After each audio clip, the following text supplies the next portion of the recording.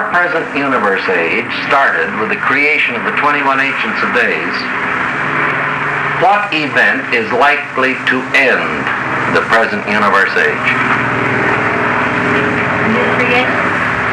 Well, I think it will be the settling of the 7 super-universes in light and life, and that event will be witnessed by the emergence of the Supreme Being from non-contactable status to contactable status.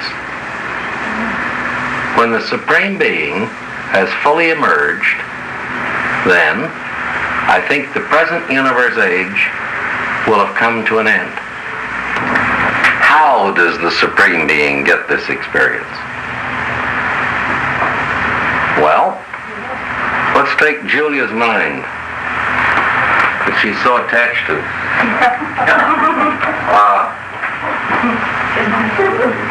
I don't think that the Supreme Being is concerned with what happens on the first 5 levels of adjutant mind. That's animal mind. And if you go up on one of the worlds of the life carriers, one of the biologic laboratories in the near regions of Salvington, the capital of the local universe, there's the central placement of the 7 adjutant mind spirits. And for the first 5, you can take off qualitative and quantitative readings. But for the last 2, spirit of worship, spirit of wisdom, you don't get quantitative readings. Those 2 repercuss right in the creative spirit of the local universe. Because basically these 7 adjutant mind spirits are, in a sense, levels of her consciousness. Now, when Julia worships or shows wisdom, she uses this mind. And in using it, I think there is a repercussion.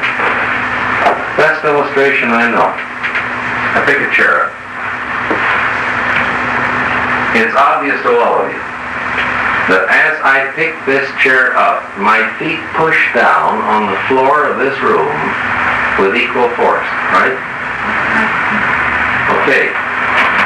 Now the picking up of the chair is Julia's experience in making some decision. And that remains her experience.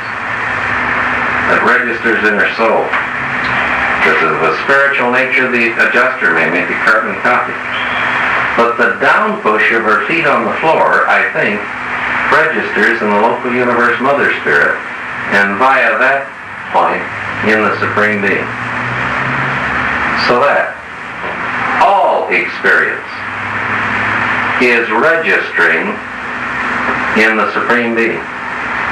Hence, he is a product of all experience.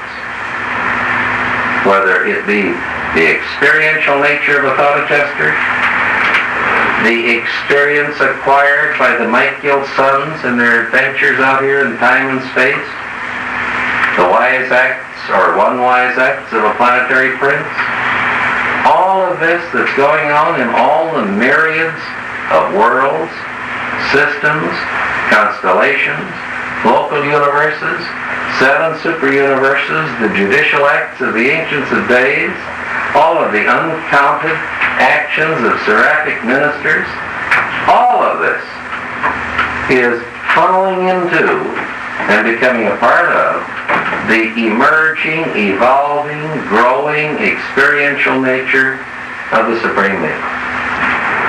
We contribute to his growth. He contributes to our growth. We can grow because we are in him, and he is growing. Is it possible that anybody is not in him? The answer is yes. Beings whose nature is inherently of the previous universe age are what we might call pre-supreme beings, and they don't grow. Does a divine counselor evolve? How could he? The day he was created, he presents the counsel of the Paradise Trinity in absolute, in ultimate perfection. How can you improve on that? Can you? You can't grow, can you? When the 21 Ancients of Days were commissioned, they began to rule the 7 super-universes with the flawlessness of Trinitarian perfection. When they adjudicated the first problem in justice presented to them, they adjudicated just exactly as would the Paradise Trinity. Do they grow? The answer is no. They are pre-supreme in nature, aren't they? We got any other evidence? You see, in our thinking, time means experience, and experience means evolutionary growth. I'm trying to get you out of this group so that you can realize that that which appears to be universal isn't. It is just extremely prevalent. It is the characteristic of the present universe age, but not universal. Can we find any other evidence along these lines? Yes, we can. 2 more bits of evidence. Consider a mighty messenger. And this would apply to his other Trinity-embraced associates. What I say of one, I say of the other. What happens to him? He has the same experience of growth which we have. Except that, on the way up, he's rebellion tested. That's the one peculiarity of a mighty messenger. Goes through Havona, enters the Father, enters the core of the finality. Shares our destiny. Probably is given a long enough tour of duty with the core of the finality to give him a feeling of satisfaction, of experience. And at an appropriate time, after he's become a finaliter, he is withdrawn from the finality core. In groups of so many thousand, these rebellion-tested finaliters are embraced by the Paradise Trinity. And this embrace does something to them. At least for the present universe age, it reaches ahead in the stream of time and advance precipitates out of the stream of time onto this mighty messenger future growth which might have been his during the rest of the present universe age had he not been Trinity embraced. And at least for the present universe age, a mighty messenger ceases to grow. He can't grow. He's already had it given to him. And that's why he can be commissioned as an associate of a divine counselor who doesn't grow. He is temporarily a stationary sun, neither descending nor ascending. As it says in one of the papers, I think written by a mighty messenger, he speaks rather hopefully. He said, "We have never been informed that this limitation of growth extends beyond the confines of the present universe age." Is there any other evidence that we can find which helps us get a feeling for this fifth level of deity function? Yes, there is. It might be a little bit fun for you to note down where else you can find about creature trinitized suns, because it's not told all in one place. Can I give you a series of pairs of numbers? The first number is the paper, and the second number is the section in that paper. Paper 17, section 1. I'm going to give you 1, 2, 3, 4, 5, 6 cross-references. Paper 26, section 11. Paper 20, section 8. Paper 55, section 12. Paper 117, section 2. Paper 23, Section 4. You'll have a lot of fun reading the tail end of this paper and then following it up. There's something funny about these creature trinitized suns. You'll recall that they are of three basic kinds, or rather of two basic kinds. There are creature trinitized suns who have homogeneous ancestors, and there are creature trinitized suns who have heterogeneous, unlike ancestors. Now, what do we mean by homogeneous ancestors? Well, two finaliters want to trinitize. The finaliters are alike, homogeneous ancestry. Two Havana natives want to trinitize. Again, homogeneous ancestry. And these are the creature trinitized suns that are for the most part discussed in the paper on trinitized suns. And they become, respectively, trinitized, let me get it here, celestial guardians and high sun assistants, if they're later trinity embraced. Otherwise, they work all over the universes. You find them on the inner Havana circuit, you find them on the worlds of the seven supreme executives, you find them out working with the Trinity teacher sons, and so on. They have one peculiarity. These creature trinitized sons of homogeneous parents, they can't experience evolutionary growth. The specific discussion of why they can't is next to the last reference that I've given you, 117, Section 2. These beings are in, but not of, the present universe age. They're very much like a divine counselor who is in, but not of, the present universe age.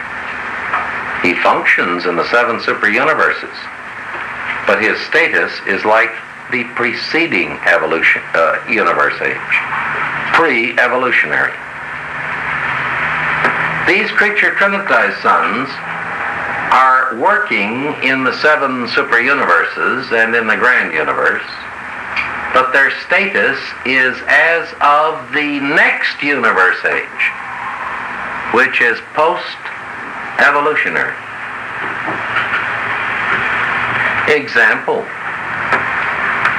when two dissimilar beings trinitize another. Now you've got heterogeneous ancestry, as with a finaliter and a paradise citizen. They always succeed, and they produce a being that's so far removed from the problems and situations of the present universe age that he isn't even allowed to function. And those folks are described partly in this paper and also in the last reference that I gave you. Paper 23, Section 4. Every such creature trinitized sun is immediately withdrawn from activity and is sent to Vice Charrington in association with a solitary messenger.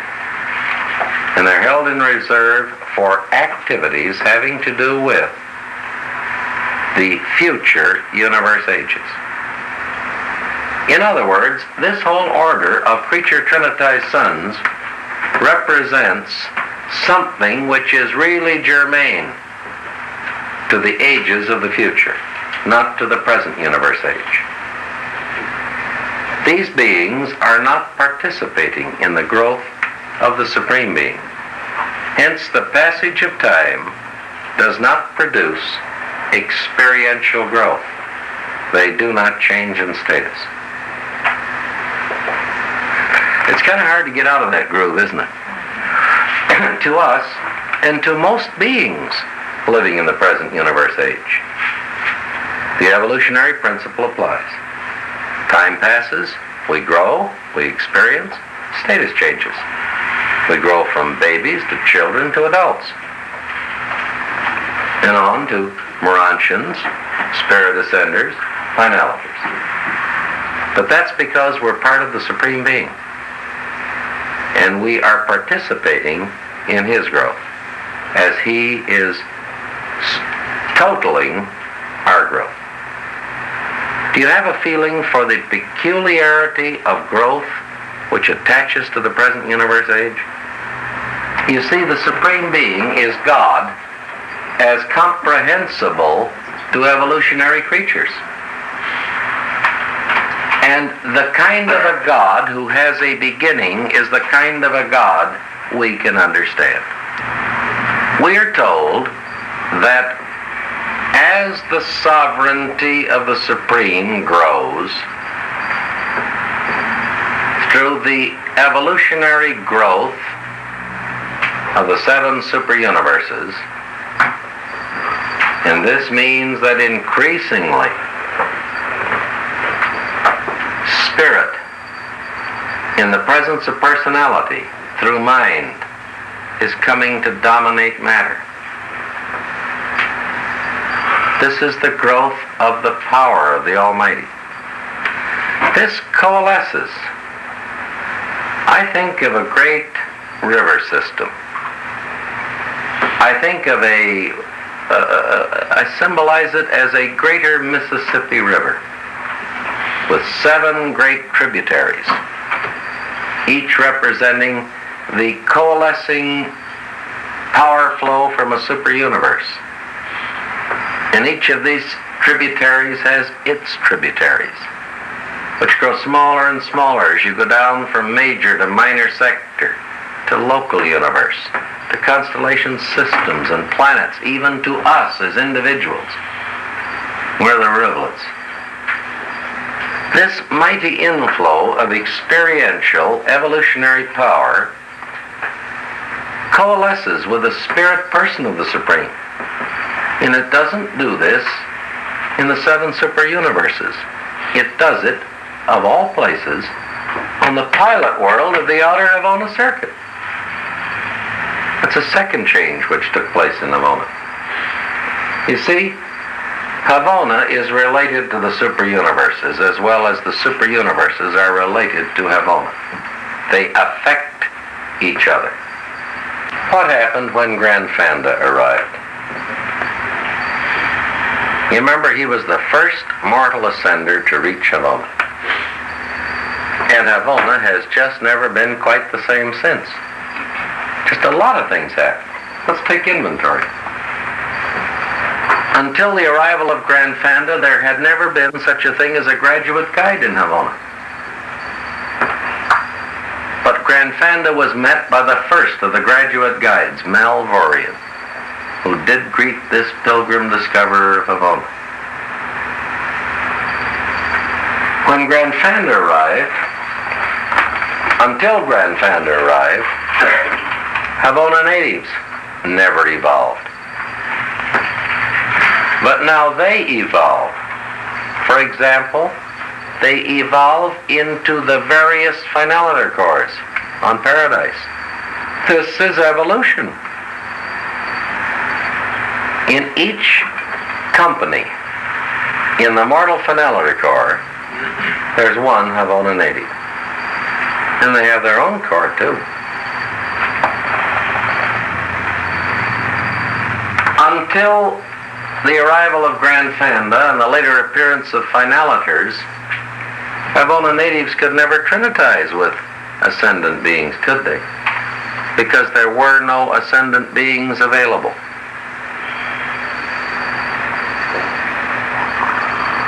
Until Grand Fanda arrived, there were no secondary supernaphim. When Grand Fanda arrived on the pilot world of the outermost Havona circuit, simultaneously, the first Paradise citizen arrived on the pilot world of the innermost Havona circuit to begin the outward traversal of Havona as Grand Fanda was beginning the inward traversal of Havona. And you'll recall, the citizens of Paradise and the evolutionary citizens of the superuniverses first met face to face on the 4th Havana circuit. Think back to God the Sevenfold. Think back to God the Sevenfold. The growth of the Supreme represents a collaboration between the children, the creator children of the paradise deities, and their paradise parents. And the eldest of these children, in a sense, they're representatives of the 7 master spirits, aren't they? That's the highest order of deity, which is sub-paradise. And what is the origin of the reflective spirits? Each one of the 7 master spirits collaborated with the Paradise Trinity in the production of 7 reflective spirits which were like him in nature. And when this cycle had run its course, we had 49 reflective spirits. And that particular aspect of cooperation between the creator children of paradise deity and paradise deity, that cycle had run its course. You couldn't get any more, could you? And with the reflective? The first time the Supreme Being acted. He acted because the foundation for action had been thus established. That was his first? That's his first function as a creator. He never functioned before or since. In talking about the first universe age, we can make an observation. It has no origin in time, does it? But it does have an ending in time, doesn't it? It ends when the second universe age is born. And I have elected to present the opening of the second universe age as the creation of the 21 Ancients of Days. If you're going to pick a marker, it seems to me that's as good as any. 21 Ancients of Days were created and commissioned.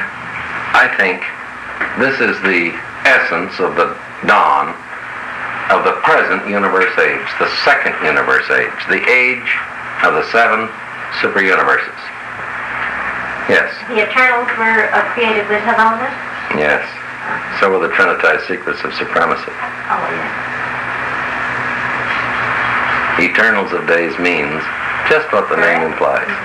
And Ancients of Days, they're the oldest beings in existence. Anyone behind them doesn't have age. They've always been around. You know, this isn't going to be quite as bad as you think. When you fuse with your thought adjuster, one of the contributions which the adjuster will make to the new being is past eternal memory. Now, I don't believe that your human consciousness will be able to absorb that past eternal memory beyond the limits of achieved comprehension. Will it vary with the individual? I think it will vary with your lifespan. In other words, I think when you have lived upon the mansion worlds 10,000 years, I think the adjuster will be able meaningly to communicate to you 10,000 years worth of past time. And when you have lived 1 billion years, the adjuster will be able to communicate to you in those terms.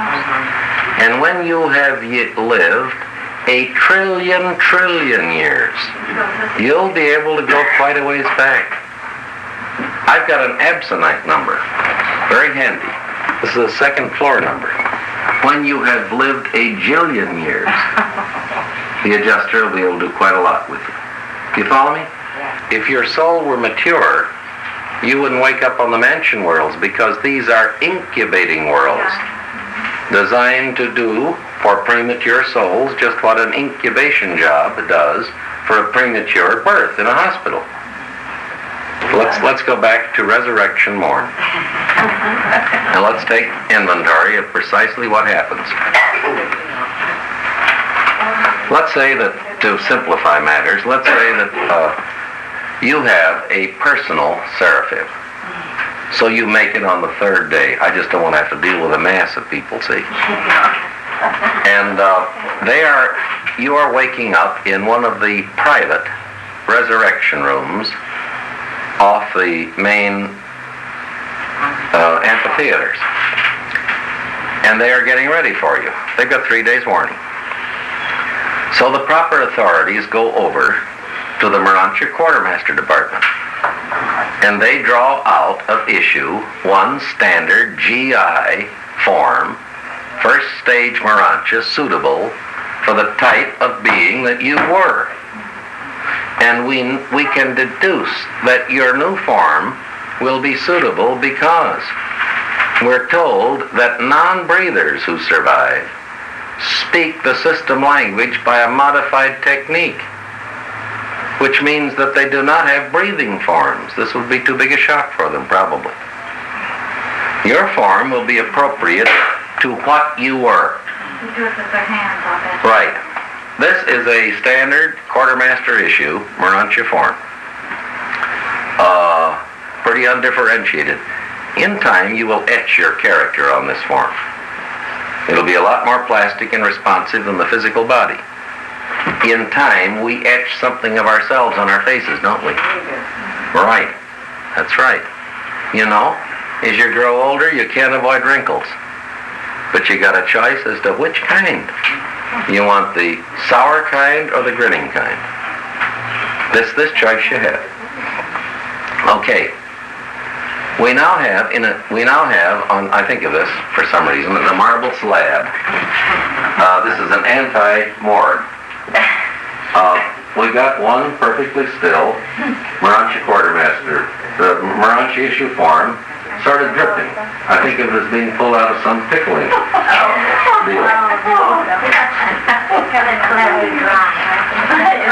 Again, forgive me for being salty, but if I'm salty, I'm not spooky. That's right. And I get through to you. You've got your seraphim or your seraphic pair standing by. And they got, we'll resurrect Ruth. She got us into this. This seraphim, number Steen on 12, has got Ruth's soul in custody. Who has it now, the The seraphim. Although either one of them, I take it, are perfectly competent to hang on to Ruth's Morantia soul. There's a life carrier standing by. This Morantia form isn't alive. And this life carrier has to catalyze life in that form. You'll recall the life carrier does not create life. It transmits life. It is a catalytic agent. The thought adjuster is standing by. And then, I don't know that the sequence is exactly right, but my inventory is correct, whether I've got it in the right order or not.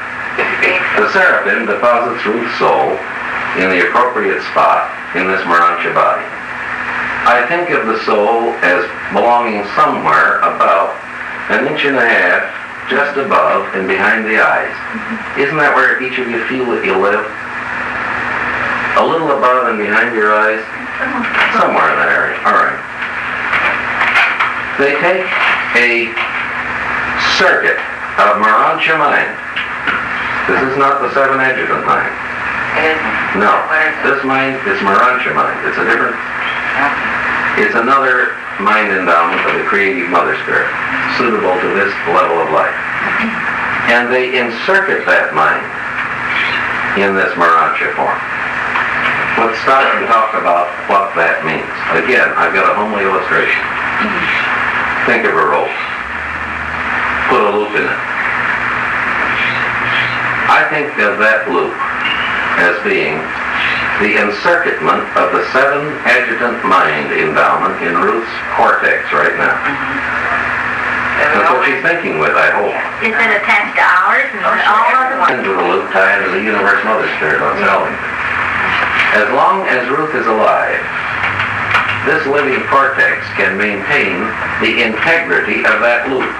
as something segregated within that circuit. And when Ruth dies, they just pull the loop out of the circuit. Your mind is gone. And you never use that mind again. Up on Mansion World number 1, they do the same thing with another kind of rope. This is Marancha rope now. They put another loop in there. Nylon. The soul is deposited. The adjuster takes up its seat of residence, adjacent to or within or in relationship to the soul. And so far you can account for everything beautiful. But there's something else that's missing. Your personality. No one knows where it's been during the sleep of death. The archangels have taken its fingerprints, but they're not its custodians. They've done that so that they can re-identify it beyond question. And at this moment, your personality reaches out and seizes control of that Marancha mind. And that's when you wake up. And no one knows where your personality has been. But the archangels will again take the thumbprint of your personality and they'll say, yeah, this is Ruth Burton. Of your living life mechanism, your personality has no more reality, functional, discernible reality, than the color yellow has when it has nothing to color. It's an abstract concept. You see, your personality is quality, but not quantity. But it colors the entire new Marancha being. And it colors it with the color of Ruth Burton. This personality of Ruth Burton's is utterly changeless. It will never change. It will never change from the time she was a little girl and first demonstrated it, through the Marancha life, through the super universe and Havona career in the core of the finality. This personality is absolutely unchangeable. And if it changed, it wouldn't be Ruth Burton anymore. One of the definitions of personality is permanence in the presence of change. The quality of divinity in the thought adjuster. All the same. These are the two changeless features of an otherwise ever-changing, ever-growing, ever-evolving being. What changes? The soul. What is the soul? Its character. Later on it will be the spirit self. Now it's the Marancha self. The soul today, in each of us, is a Marancha embryo growing within the womb of a material mind, having been procreated in that mind by the invasion of a spirit entity. Let's examine what's in that soul.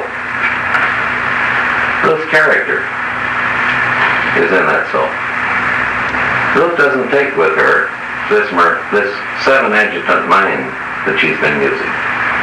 But she does take with her in that soul all of the character, memory, precipitate of mind action out of this life. What kind of character? Well, what do we mean by character? What's our virtue and our vices? Why, sure. Our defects are there. They tell us that the cardinal sins of mankind are not what the preachers thunder at us about on Sunday. They're much more deadly, much worse. They are animal vestigial traits which persist in the mansion world, such as procrastination, equivocation, problem avoidance, unfairness, and ease-seeking. That's the precise inventory. And this is what they go to work on.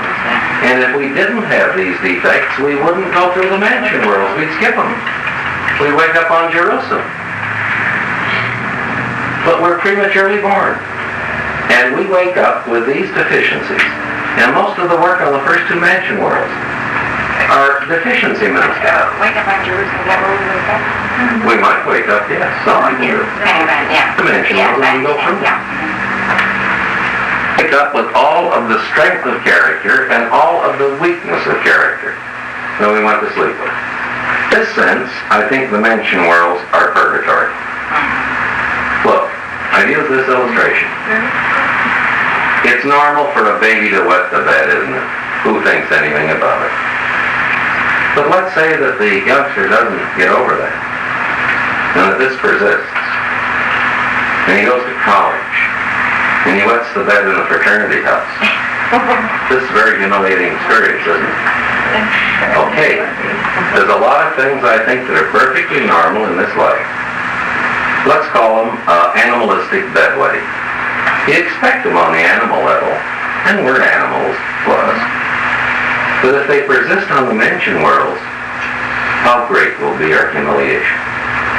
Here, I think, is the pain and the suffering of the mention worlds. It's all internal. Right. Purgatory. Hell has no purpose. Best definition I know of hell is one which I gave my kids years ago when they came bounding in. Daddy, is there a hell? Well, I said, let's define it. They said, what is it? What is it? I said, hell is supposed to be a place which God has set aside, in which he's going to be mean to people forevermore. And they laughed because they knew this was inconsistent with the concept of God.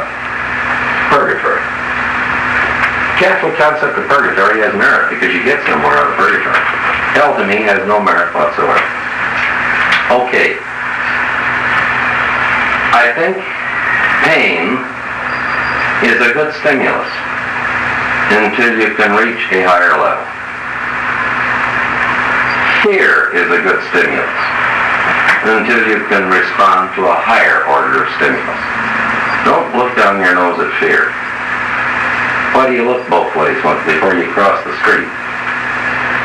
I know why I do. I'm not afraid to die, but I'm afraid I might live and be mangled. Yeah.